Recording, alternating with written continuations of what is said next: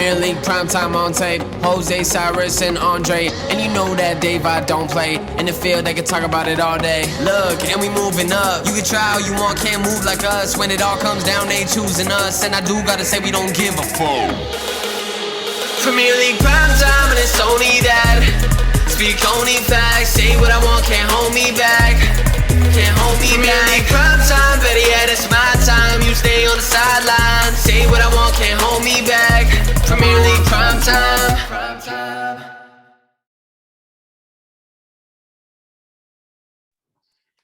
Hello and welcome back to Premier League Primetime. It's actually straight away to the next day. And I am joined by two of my very, very, very good mates from high school. Below me, of course, I have Mr. Adam Arias. He came on the show a long while ago. I don't know if you all can remember, but he did come on the show a long while ago, towards the beginning of last season. A diehard Barcelona fan. How are you, my friend? Good. My state is good. Current state of Barcelona, we're progressing, so we're looking good. Passing states is good.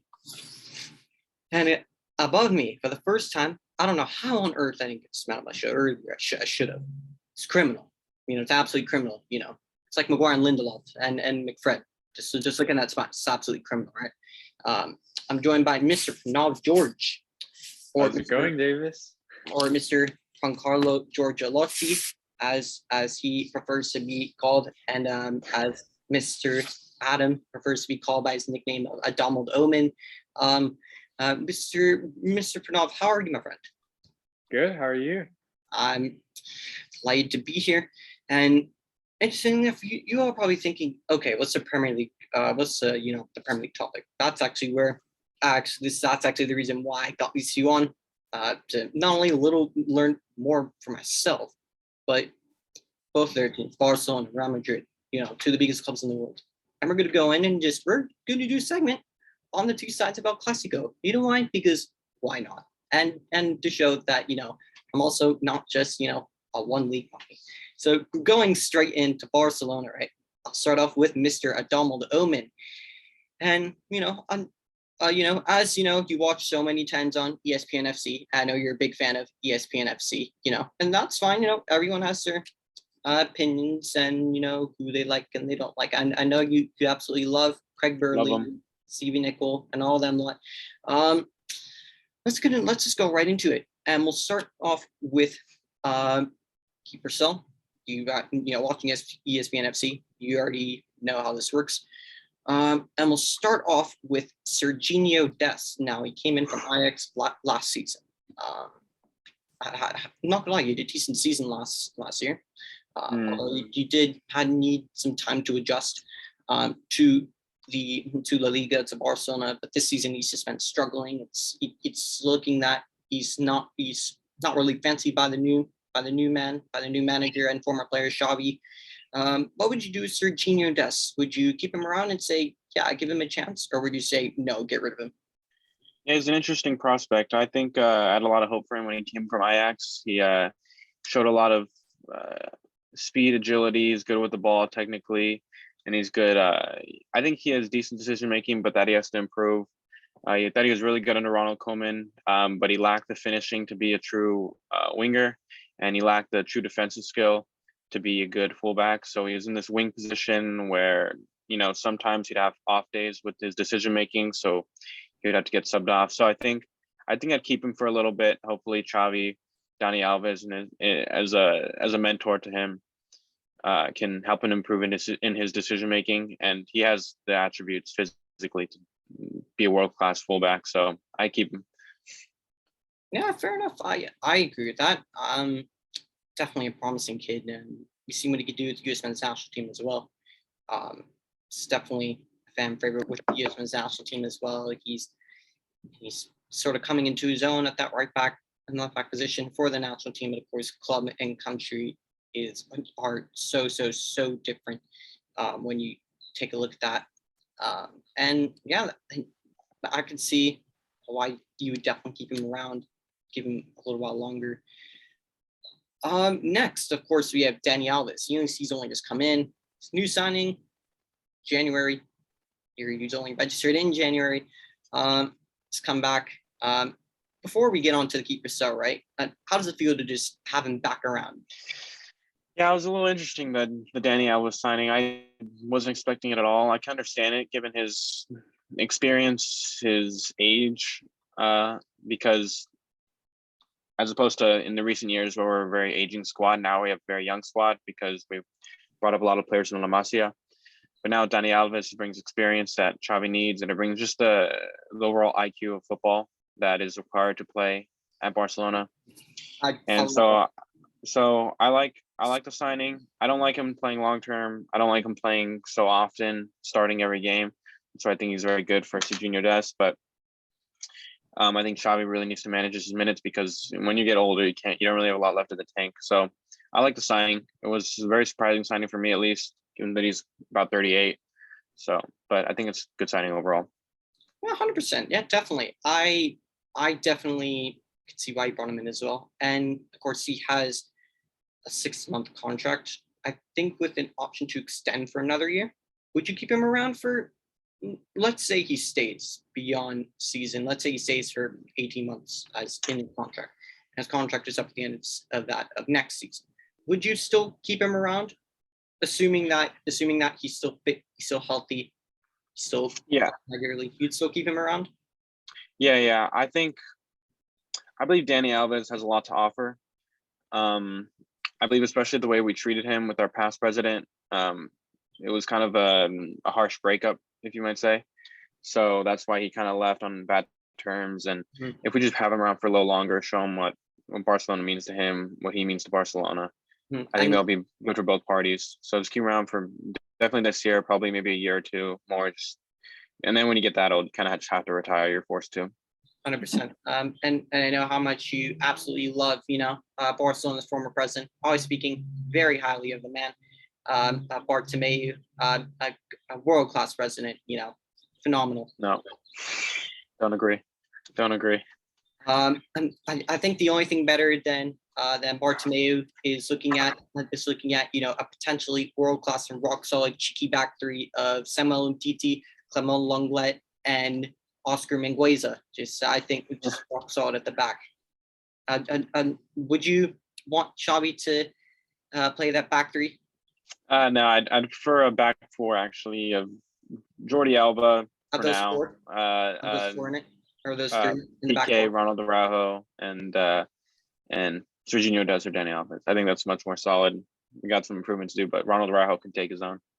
Yeah, definitely. I think Ronald Araujo is actually can become into his own. And actually, the next player who I'm actually gonna get right into, actually, Clement Lenglet came in from Sevilla. That season, he was, I think, apart from Ramos and Piqué, the best center back in the league at that point. When he was at Sevilla's first season, he was phenomenal. As a Manchester United fan, I wanted them to sign Lenglet in that summer because he was just absolutely brilliant for Sevilla that season. I saw what he did against Manchester United, but playing against a Mourinho side that loves to attack, it's not that difficult, is it? But Lenglet, after his first season, and then after I'd say the first 6 months of his second season, it just seems that it's falling apart. Relatively big wages. Would you keep him around just to have someone there, or would you just shift him on? I think it's smart not to. They didn't sell him this January. His wages are a little bit of a problem. They're not too high compared to others, but I think it was good to keep him around for January because there are a lot of people hurt. I know Eric Garcia is coming back from injury, but we have a lot of our center backs that aren't too trustworthy. Samuel Umtiti, another one that's just injured again. So I think it's good to keep him for the rest of the year. But I do think we had to sell him after this year because I really liked him 2019. He was I thought he was a very good center back, very good with PK, and I thought, he was going to be the future. And then we had Ronald Araujo. I thought he and Clement Lenglet would be a very good duo, but Lenglet just never kept that form from 2019, 2018, and he's gone through multiple managers where he's performed pretty poorly. So I think after this year, we'd have to let him go and try to find a new center back. I know there are talks of Matisse de Ligt, which would be a very good pickup for us. It would be a very great signing, but there's only one problem with that. What is that? And there's a certain thing that and Pranav and I think everyone in the world knows. There's something that Barcelona just have little to none of, and he would require a lot of that, something that Barca do not have at this very moment in time. Okay. Well, we just got 4 players for 55 million, so I think we can pick up another one for cheap. And that came at the cost of getting rid of one of their best ever playmakers in Felipe Coutinho, who's on bargained for 142 million from Liverpool, plus another 20 million for winning the Champions League. Anyways, into the last player in this keeper sell, because some of the players that I was going to mention will come in later. Sergio Roberto, been in the squad for a long while. He's a great right back. Has lots of quality defensive aspects about his game. I mean that with 100% banter, if anyone thinks I'm serious. But Sergio Roberto, in around the squad for a while. Versatile player. Would you still keep him around, or would you say no, your time's done? Yeah, that was a very good joke. Very solid at the back. I don't think so. He's old now. He's not even a youngster. You can't use that excuse anymore that he's good for the aging squad. He's old now. He has some experience, which I'll give him that. He's solid at best, I'd say. A lot of people put him in midfield, but then he's at right back, but then he can't play either one very well. He's just old. I'd sell him, and he doesn't even want to reduce his wages. So if he doesn't want to reduce his wages, he's not a true Barca player. He signed a new contract, but he reduces wages to allow there you go. Ferran Torres to resign. Of course, there were 2 more players that I was going to get into, but we all know Barcelona's their best attacking options is that striking partnership of Luke de Braithwaite FC, Luke de Jong, of course, and Martin Braithwaite. We all know they're just extremely dangerous up front. Pranav, doesn't Real Madrid play today, as far as I know? Yeah, they play against Bilbao in the Copa del Rey. Oh, really? Oh, who does Barca play in the Copa del Rey? We're taking a rest day. Fair enough. We're focusing on La Liga. Fair enough. Anyways, next, I'll actually shift over to Real Madrid, because I think it will be a lot easier to go back and forth. So, I'm actually shifting over to you. You look at Real Madrid's squad. They at one point seemed destined to win the Liga, but now Sevilla creeping back into the title race, especially signing a striker on loan who I absolutely love to bits, and who I was very disappointed to see go on loan. And I hope he actually smashes it on loan. Anthony Martial on loan now at Sevilla. Do you think Real Madrid will still win the league, or do you think they may struggle a bit with it?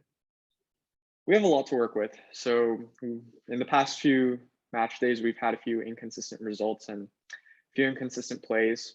A lot of it has to do with our defense, as well as Ancelotti's pressing system, which some of the players are not really used to that. So the pressing varies. In some games, we do really well with the pressing, and in some games, we completely fall apart. And in turn, our defense just completely breaks down in those situations. And that makes us far more vulnerable to attack from opposition. Wow. Your defense breaks down. I mean, sure it breaks down, but it can't be as bad as, Manchester United's defense. That's for sure. But anyways. Hey, I got Barca's defense is the worst of all. Okay, you got to give me that one.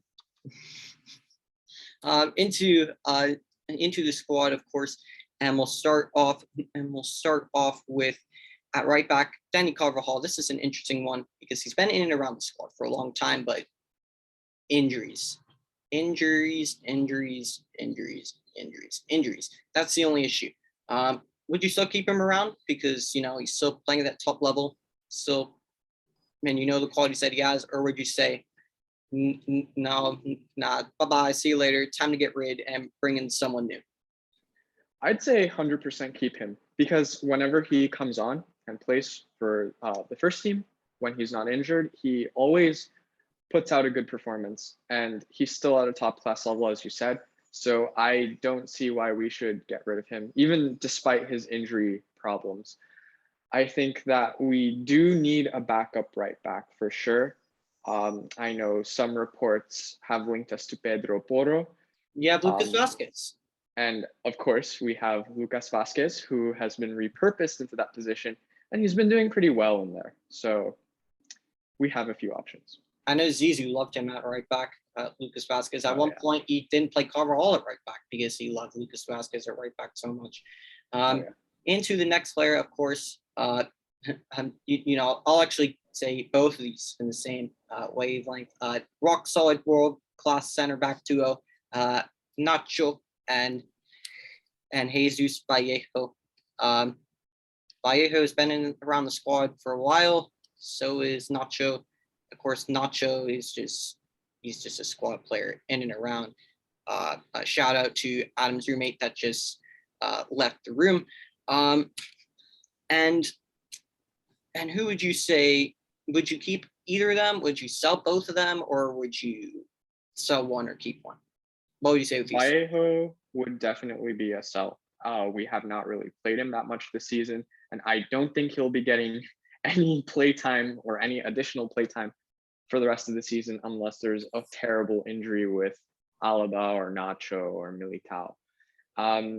In terms of Nacho, I think he's still used as a good sub for defense. So I think we should perhaps keep him. He does put out a few good performances. Sometimes it does vary, I've noticed as well. But I would say we should hold on to him. Yeah, fair enough. I could see it, and as much as we sometimes meme Nacho. He's he's a decent squad player. Keep him around for that purpose. Next on my list, of course, this is an interesting one. Luka Modric contract is up at the end of the season. Now, I was never in a million years a fan of this guy as a Ballon d'Or winner. But this season is honestly, in terms of just the seasons and how much I see Luka Modric, I know he's approaching the end, but this has been one of the best seasons I've seen from him probably in his whole career. He's been absolutely phenomenal this season, but he's very, very, he's getting a lot older. He's not really able to play the amount of minutes that he has been actually this season. I'm shocked how he hasn't gotten really injured yet. Would you extend that contract for a year? Or no, 100%. 100%. In fact, if I were Florentino Perez, I'd let him retire. I don't think that would be the case, considering what we did to Ramos, what we did to considering Ronaldo. what you did to Ronaldo and Casillas. Exactly. But I would give him another year on that contract. And probably what you'll do to Marcelo at the end of the season. Oh, yeah. Anyways, next in my list, another interesting one.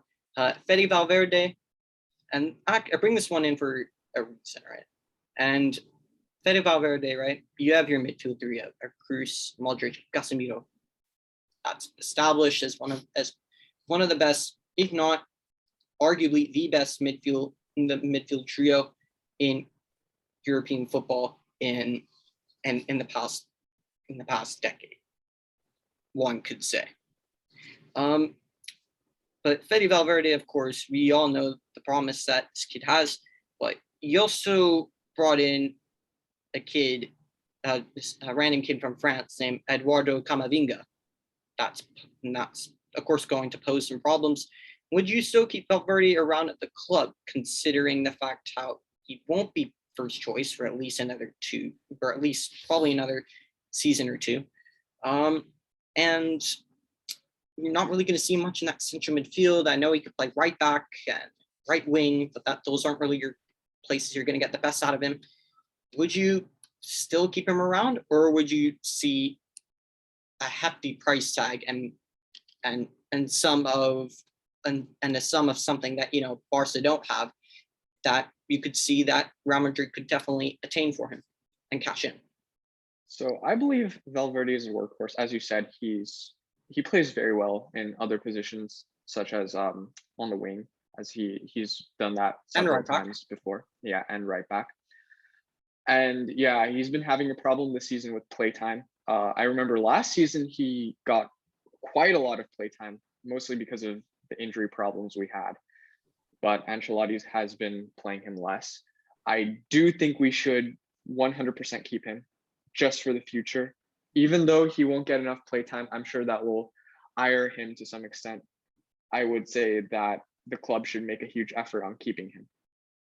Fair enough. Next, I will put these two in the same brackets just to pick up pace a little bit, not in terms of a rush, but just to pick it up just a slight bit. Two world-class central midfielders in the forms of Isco and Dani Ceballos. Isco. We never really used him to his full potential. Of course, he had a few good spots in some seasons. He was very crucial to some wins in some games, such as the 2014 Copa del Rey final. I would say sell him because he's not good in this system anymore. He's hardly used, and when he is, he's playing out of his natural position. I'd say give him to a team that would properly use him. I know El Chiringuito was linking him to Barca. I don't think that's going to happen, considering he has over 300 appearances for our club, which is quite a lot. I do think people fail to realize that. Yeah, 100% sell him. Fair enough. And Dani Ceballos, or as I called him at Arsenal last season, the Spanish Beyblade. He's all the man did was spin. He doesn't get enough playtime. Again, he did have an appearance, I believe, in the Copa del Rey, and he did do pretty well. I believe he set up an Isco goal, if I'm not wrong. And he is relatively solid from the past few performances at Real, but I don't think he will get enough playtime. I'd say just sell him.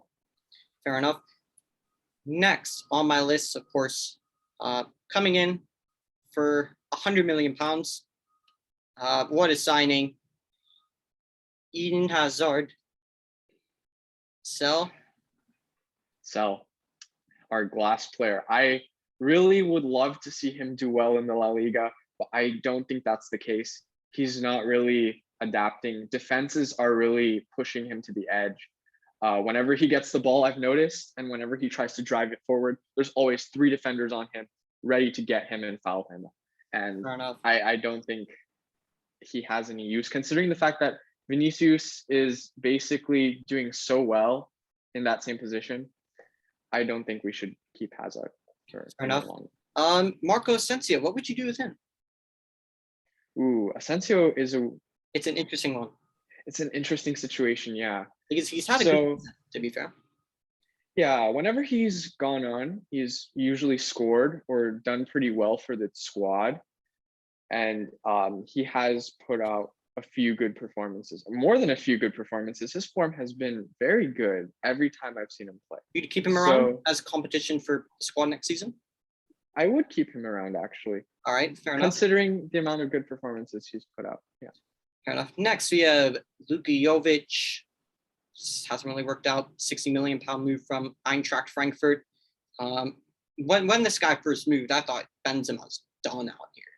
But Benzema has kept his place, and he's just proved again why Florentino Perez continues to say, whether you agree with it or not, that he's the best number 9 in the world. Something that he has said publicly. I'm not saying I agree with it or not, but his form definitely could show an argument for it. Luka Yovich, what would you do with him? And also throw Mariano in the same brackets as well. So let's get Mariano out of the way first. I'd say sell him for sure. He's not going to get enough playtime, considering Benzema's in amazing form. He is not injured at the moment, and he's been scoring so many goals. And the man that we're also talking about, Luka Yovich, is seemingly ahead of him in the pecking order anyways. And he may be on his way out as well. So you're also planning on selling Luka Yovich as well? I believe so. Yeah, Fair enough. I don't think he'll do well in the remaining few games of the season.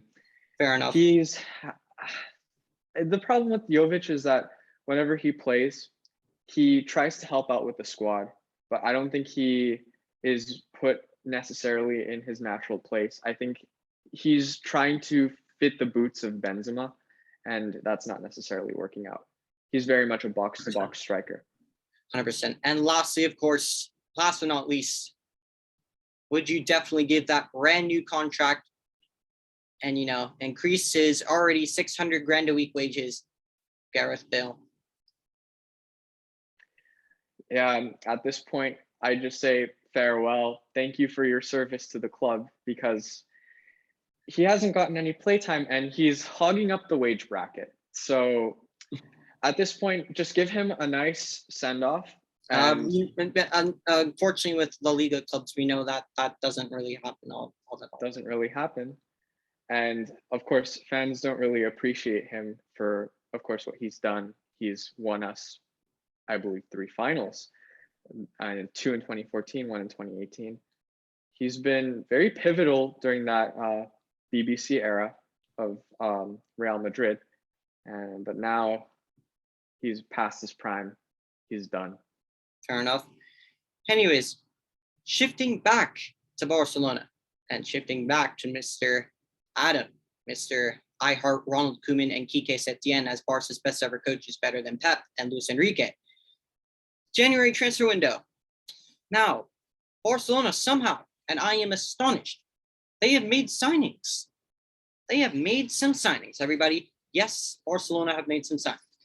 First off, they have somehow spent 55 million pounds, which I'm probably thinking, it's going to be, roughly, 5 million pounds, every season until, for like the next 11 years when that price is fully paid off.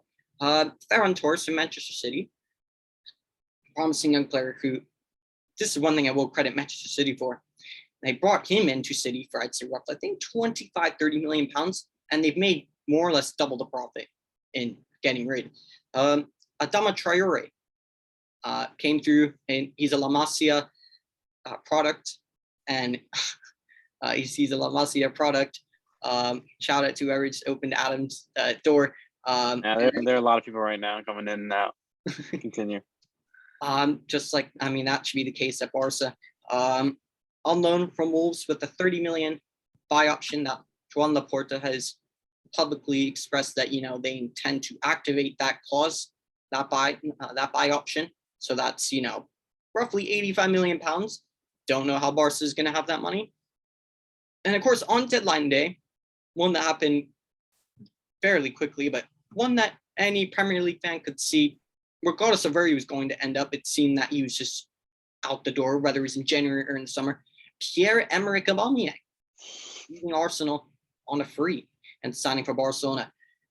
Looking at these 3 signings, what do you think they can bring to Barcelona that they don't already have? I really like the Ferran Torres signing. Young, about 25, 26. He is a very good, I think he just puts the ball in the back of the net, and as well as he creates very well. Play all across the front 3?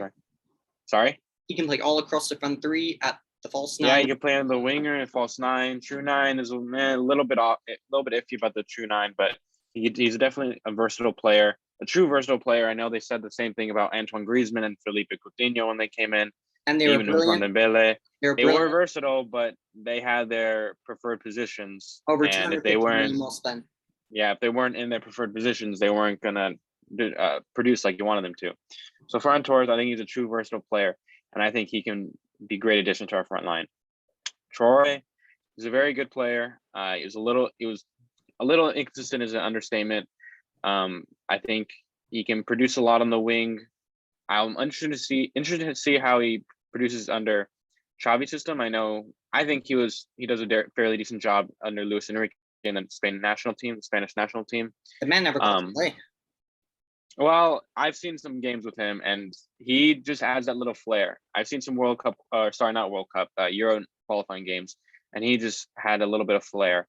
Of course, he didn't play in the World Cup as much, but he did add a little bit of flair, a little Euros, bit of strength, a little bit of speed to even that the Spanish Euros. national team.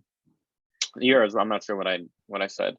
And then finally Aubameyang. Aubameyang, I personally think is I'd rate it on a grading scale. I'd give like a B, because I think he is better than Braithwaite, better than Oh Luke de no, Jong, surely not.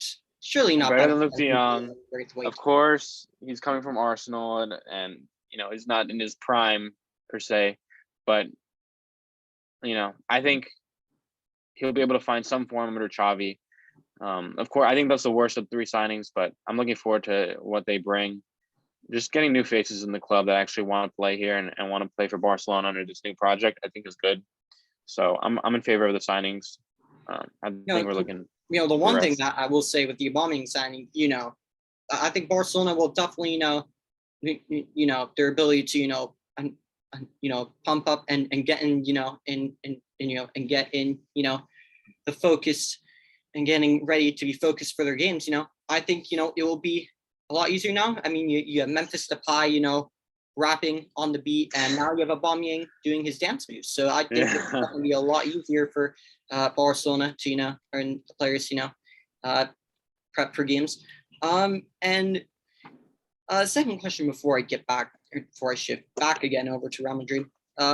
Where else would you have liked to see Barcelona strengthen in January? Being realistic, any specific names come to mind? Yeah. Of course, I think our back four needs strengthening. I think that's pretty obvious, given that a lot of our losses come on counterattacking and just when our defense just doesn't seem to know how to play. So I would love to see a player like Jose Gaya in left back from Valencia, but I know he wanted to. I know he wants to stay in Valencia. He isn't really thinking about leaving. I think he's a quality left back that can play under Jordi Alba, who should be out of the door soon, I think. So I think a quality left back would be good. Center back, perhaps, just to, again, like that should have been Matisse Boris's main signing. I think Yeah, that should have come before Ferran Torres, to be honest with you. Yeah, I think a left back and a center back. All right, Midfield and striker is good. Fair enough. Anyways, getting right back over to Real Madrid, right? Looking at this past window, Pranav, why don't you think Real Madrid? Why do you think they opted not to sign anyone this January? Do you think that they need to strengthen in any positions this past month, or do you think that they'll cope well for the rest of the season?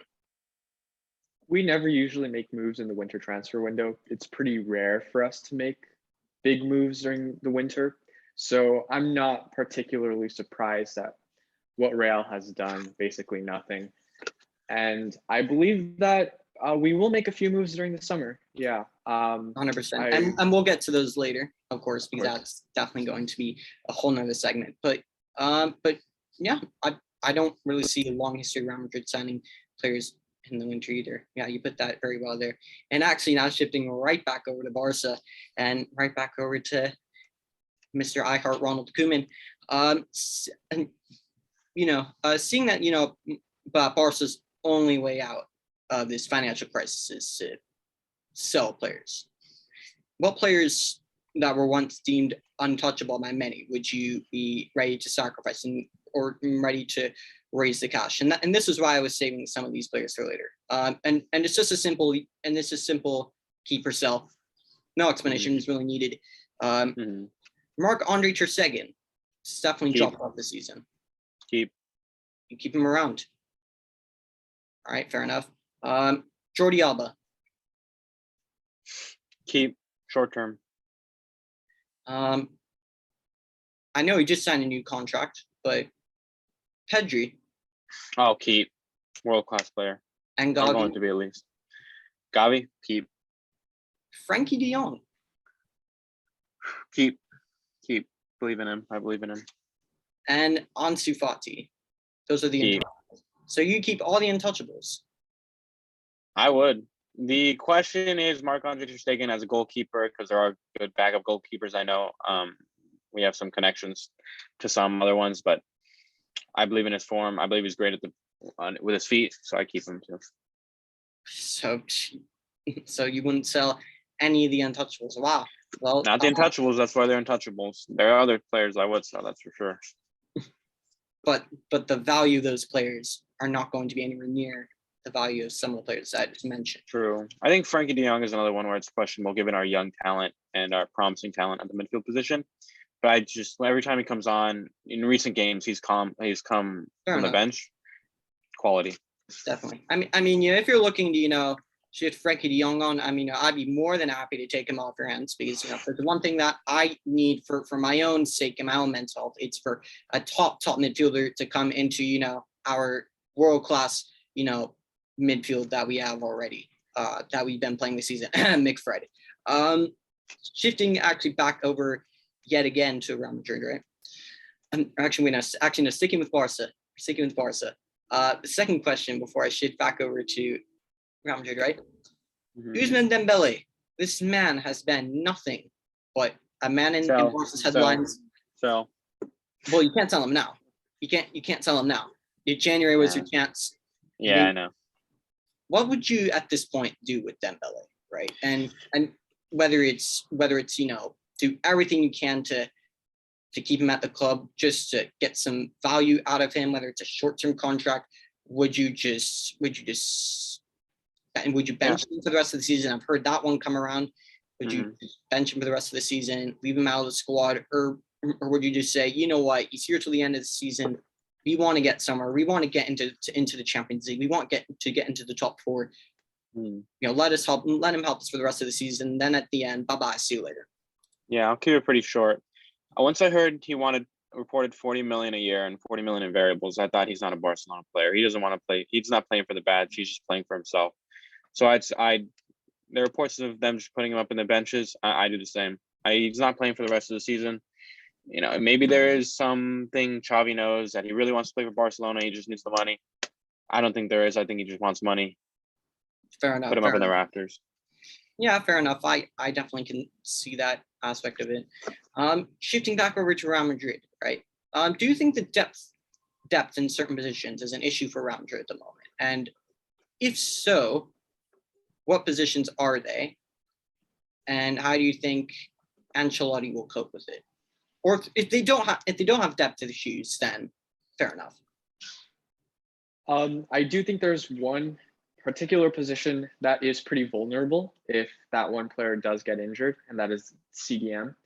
You see Casemiro, if there's a situation where he gets injured, we don't have any player of his caliber who's naturally suited to that position.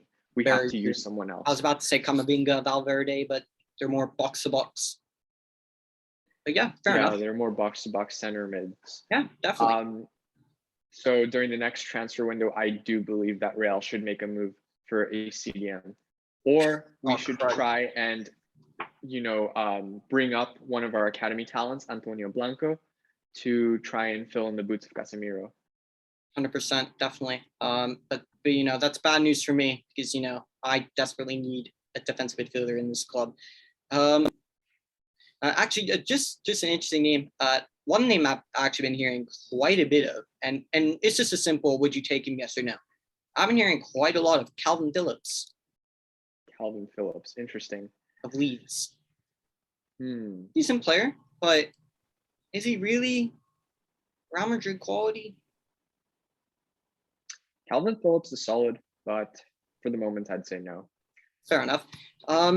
Anyways, going back into the next section of our show, and we have mid-season perspectives, right? And we'll take what we've seen so far from both sides of the season.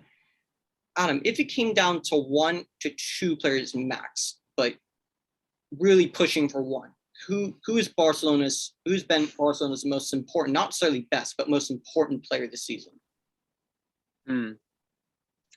Very hard with these signings. I would say, even though he's had some poor games, I would say Sergio Busquets has done a fairly decent job commanding that midfield. Although I do have my opinions about him that aren't so great. Considering all the injuries we've had at every position, there hasn't been one true player, maybe besides Ronald Araujo. I'd have to say Sergio Busquets has done a good job controlling that midfield. Still very good.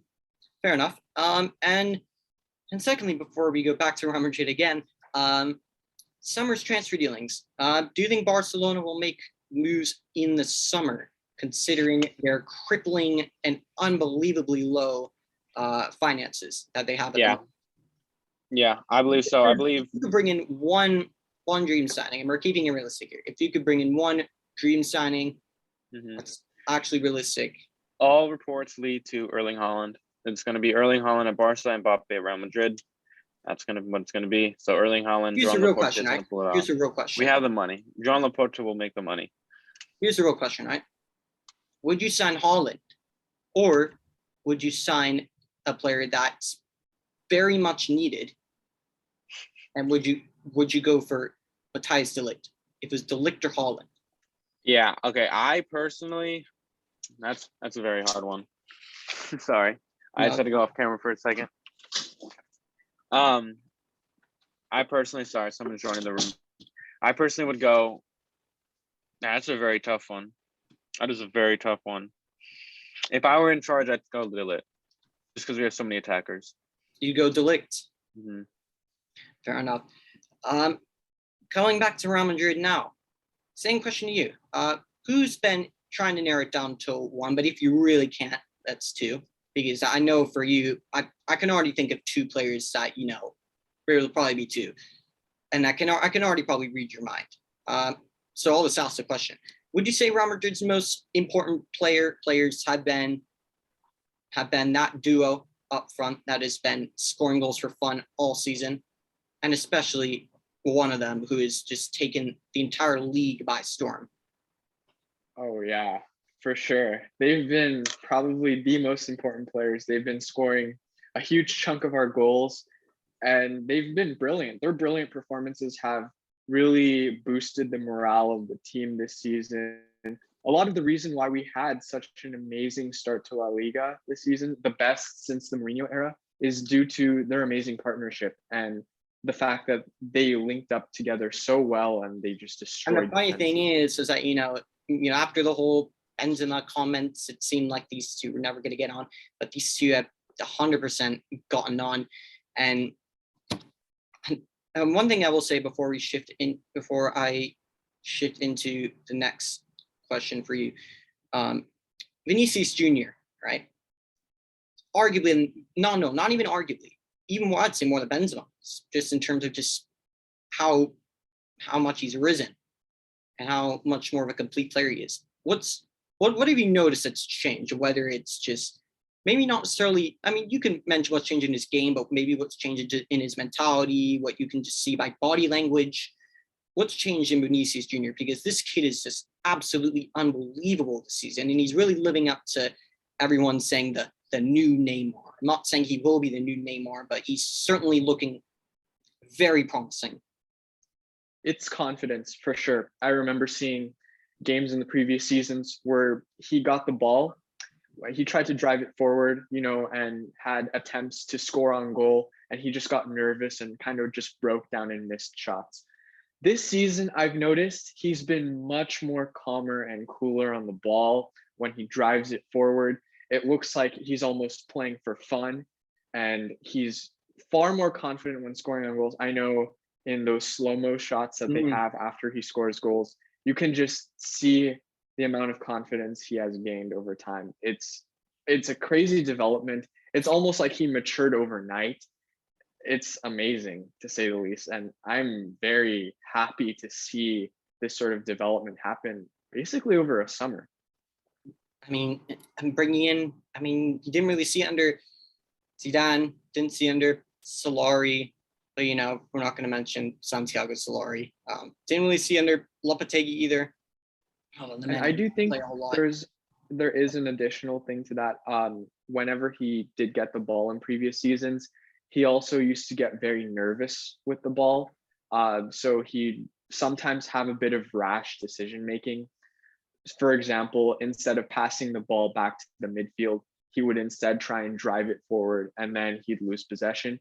Now in this season, he's been because of his increased confidence, when he gets the ball, he knows exactly what to do with it. If he needs to pass it back and maybe even assist, he'll do that. If he needs to drive it forward and score, he'll do that. Fair enough.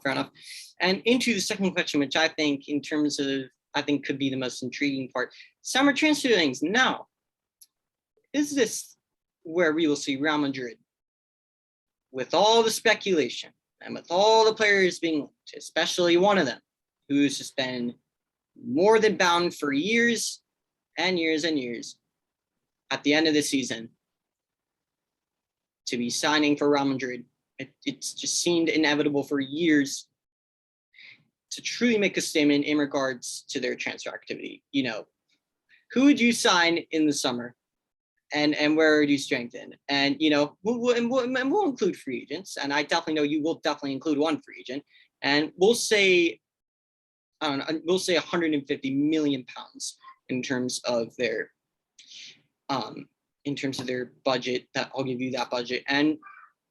And just to add on at the end, could this be the summer where you could see Real Madrid return to those Galactico days? Let's get the elephant in the room out of the way. Mbappe on a free. We're definitely going to do it. He's been linked to us since his Monaco days, as you've said. And I believe he will come to oversee the opening of the renovated Bernabeu. Speaking of Galacticos, I don't think we will pursue per se a Galactico policy, considering our 2020 transfer window, or 2019, sorry, with Hazard and Jovic. I believe that Florentino, of course, I don't think Florentino will try to pursue that sort of policy. I believe he will maybe try not the policy, right? But big name players. I believe he's going to try and go for more functionality over this transfer window. Two names that have also been primarily linked to Real Madrid, right?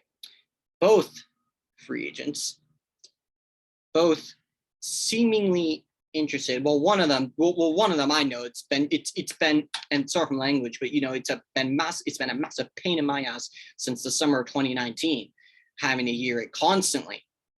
His dream is to play under Zidane. It's a dream to play for Real Madrid. I'm looking for a new challenge.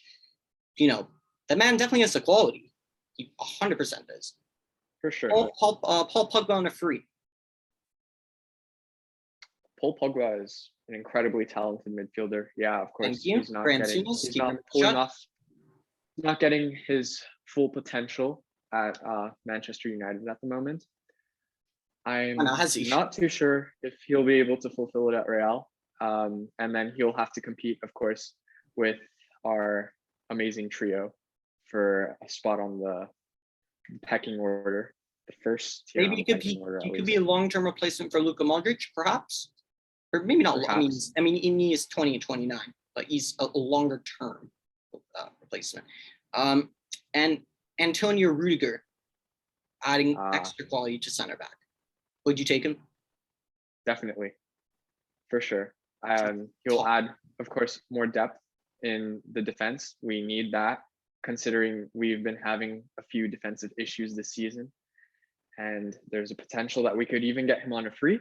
So I'd say three of them on a free, and even Haaland potentially.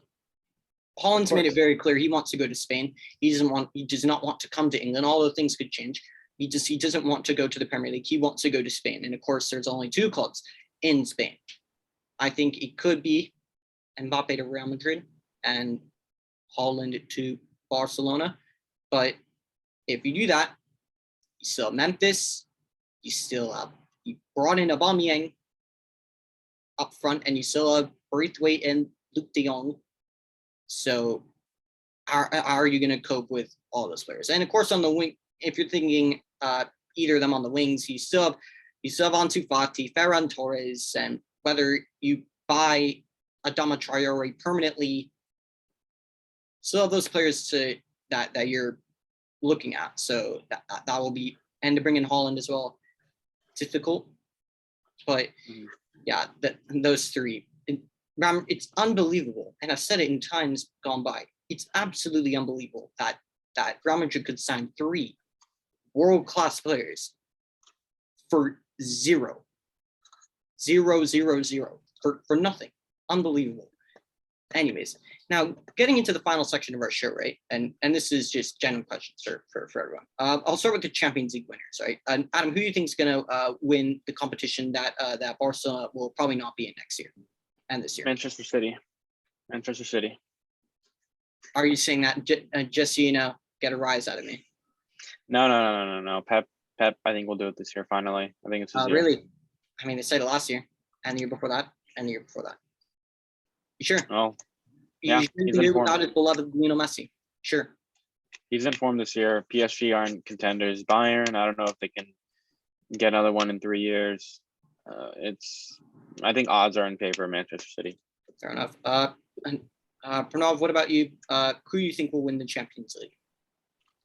So it's a pretty tight call, of course. I mean, City have been favorites for several years, but I don't think they're going to win it.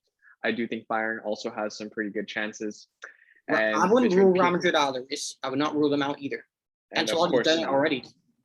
Of course not. You never rule out Real Madrid in these sort of situations. I know during the three-peat, they weren't exactly favorites in some of those seasons. And I mean, in 2017, we tied 3-3 against Legia Warsaw, of all teams, in the group stage and still managed to win it.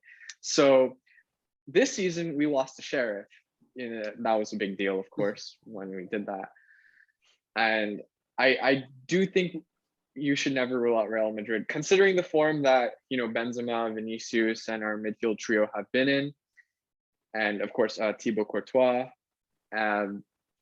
I do think that they can make it pretty far. And I believe we have a very good chance at beating PSG, considering their form recently.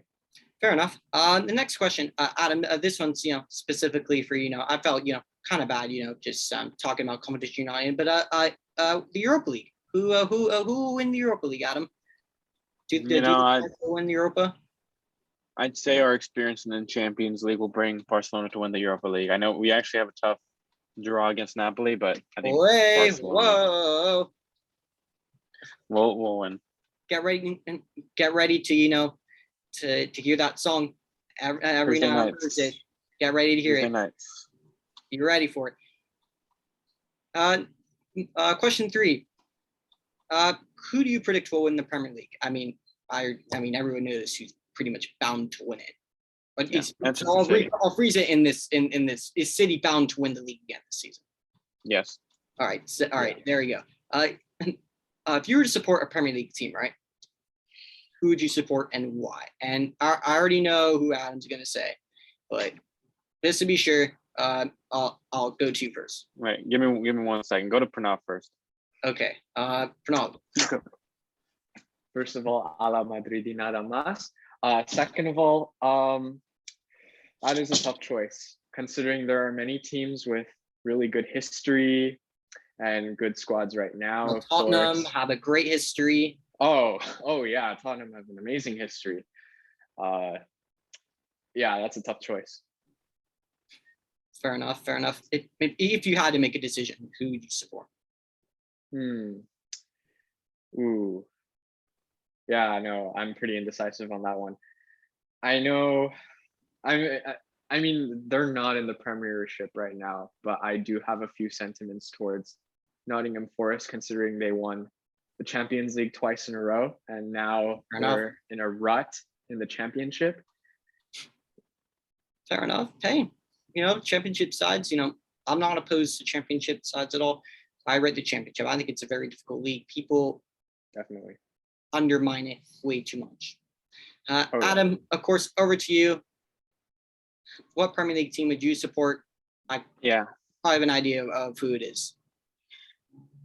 Well, I don't know if you do, because I always say that I would like to support Manchester City, given the relationship from Pep Guardiola back in his Barcelona days, what he did for our club. But I do not like the fact that they have a very plastic fan club, put it that way.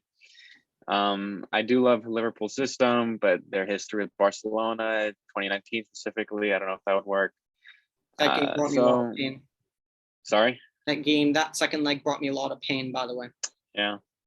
Arsenal is another one where and maybe Arsenal, like funnily enough, because they're in the situation we are, where they're kind of rebuilding. They have some young talent. I think I'd go dark horse and I'd give Arsenal. Okay, fair enough. Early predictions for the World Cup, or would you say it's just too early to make those predictions?